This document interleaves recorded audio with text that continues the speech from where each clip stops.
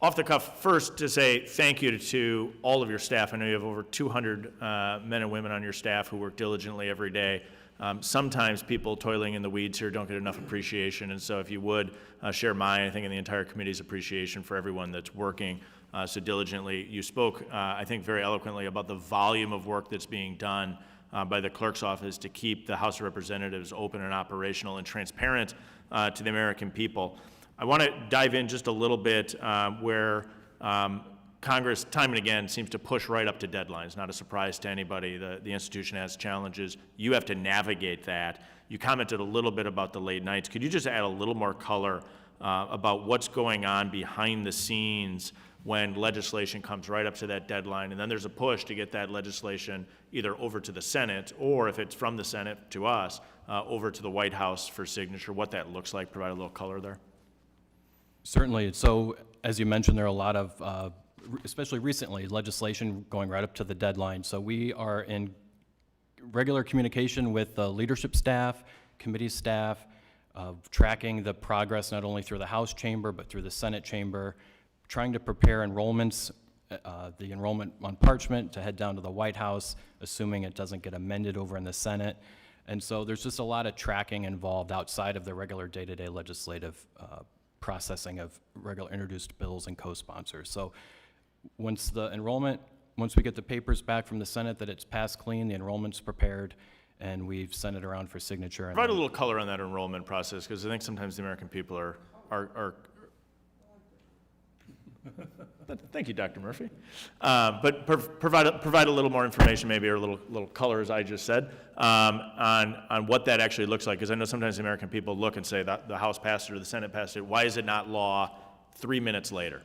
So we have 4 very talented enrolling clerks in the clerk's office, and they take the bill as it's passed both the House and Senate, print it on parchment, and then they read it character by character to ensure complete accuracy, down to the dashes and the commas and the semicolons.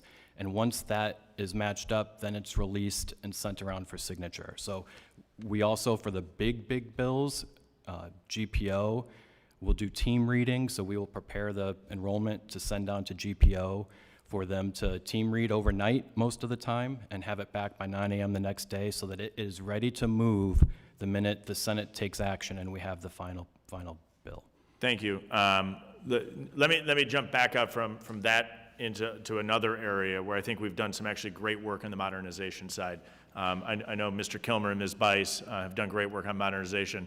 A little bit as you described that makes me think that we have a moment there where we could look at a little bit of modernization there. But let me come back to where I think we have done some great modernization as it works to the clerk's office. In particular, the e-hopper, bill introduction. Can you just provide a little more information as to the work that the clerk's office has done in the modernization of that process? Certainly. So we took it out of the email-based, where you would send an email to a dedicated email address. We moved it to an online application where it's a lot easier. There's step-by-step processing. In February of this year, we introduced the ability for members and staff to add co-sponsors electronically. And then just this past Friday, which will certainly improve the bill clerk and our internal efficiencies, we have supplied the ability for the system to automatically ingest co-sponsors as they are added by you. So pre-Friday, we would have to hand enter all of the co-sponsors that were submitted. So upwards of nearly 200,000 this Congress we're anticipating. So we would have to hand key those entries into LIMS for that to be processed. Now, we print it out, there's a little code at the bottom, we put the code in the system, and it paints the screen with all the co-sponsors. So that is a huge win for us, which will certainly speed up the processing and efficiencies.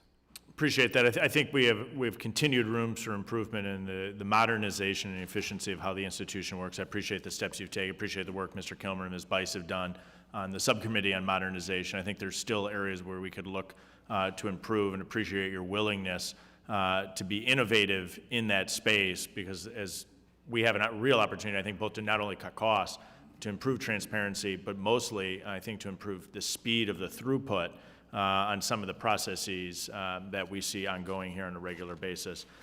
Final question. You referenced the work that's being done in a pro forma session. Sometimes a pro forma session, people don't even, maybe in the broader public, don't even recognize it's going on because they feel like it's going on in the background. You said the workload is similar. Briefly, could you explain why, and is there an area for improvement there? So the pro forma sessions usually are 2 to 3 minutes long. The e-hopper, as you know, makes it a lot easier for bills to be introduced, and so we're seeing 30, 40 bills introduced during a pro forma session where previously we would see a handful. And so that takes time to enter, for the parliamentarians to refer them, and then for us to finish the processing. So it's the members' ability to do that, and we process them as received, so. Thank you for your testimony today. Again, I know there's over 200 people that do a lot of great work behind the scenes. We appreciate, for any of them here or listening, we appreciate the work you do, and if you'd share our appreciation with them, that would be appreciated by me. Again, on the modernization side, I think we've done some great work. I think there's more work to be done, but mostly appreciate your willingness to engage to find areas to improve efficiency.